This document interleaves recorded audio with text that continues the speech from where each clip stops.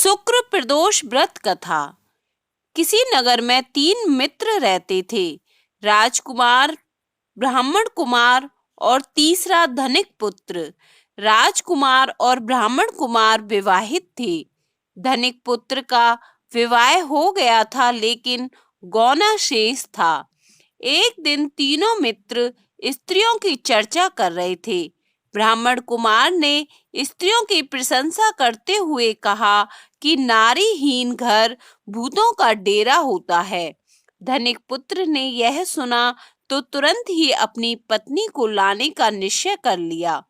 तब धनिक पुत्र के माता पिता ने समझाया कि अभी शुक्र देवता डूबे हुए हैं, ऐसे में बहू बेटियों को उनके घर से विदा करवा के लाना शुभ नहीं माना जाता।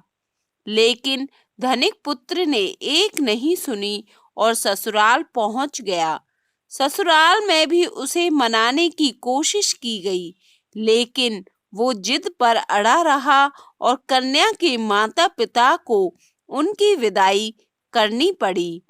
विदाई के बाद पति पत्नी शहर से निकले ही थे कि बैलगाड़ी का पहिया निकल गया और बैल की टांग टूट गई। दोनों को चोट लगी, लेकिन फिर भी वो चलते रहे। कुछ दूर जाने पर उनका पाला डाकुओं से पड़ा, जो उनका धन लूट कर ले गए। दोनों घर पहुंचे, वहां धनिक पुत्र को सांप ने डस लिया। उसके पिता ने वैद्य को बुलाया तो वैद्य ने बताया कि वो 3 दिन में मर जाएगा। जब ब्राह्मण कुमार को यह खबर मिली तो वो धनिक पुत्र के घर पहुंचा और उसके माता पिता को शुक्र प्रदोष व्रत करने की सलाह दी और कहा कि इसे पत्नी सहित वापस ससुराल भेज दें।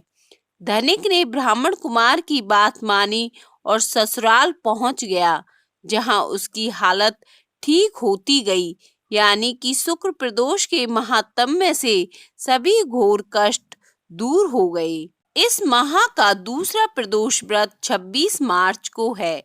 हिंदू पंचांग के अनुसार 26 मार्च को फागुन मास के शुक्ल पक्ष की त्रयोदशी है। शुक्रवार को प्रदोष व्रत पड़ने के कारण इसे शुक्र प्रदोष व्रत कहा जाता है। मान्यता है कि इस दिन भगवान शिव की पूजा करने से आशीर्वाद प्राप्त होता है। भगवान शिव की प्रदोष काल में पूजा का विशेष महत्व है। कहा जाता है कि प्रदोष काल में पूजा करने से भक्तों की मनोकामनाएं पूरी होती हैं। स्नान आदि के बाद भगवान शिव का अभिषेक करें। पंचामृत का पूजा में इस्तेमाल करना चाहिए। भगवान शिव की धूप व दीपक से आरती करें। महादेव को भोग लगाएं। प्रदोष व्रत का संकल्प लें। प्रदोष व्रत के दिन व्रत व नियमों का पूरे दिन पालन करें। शाम को महादेव की पूजा करने के बाद आरती उतारें। अगले दिन व्रत का पारण करें।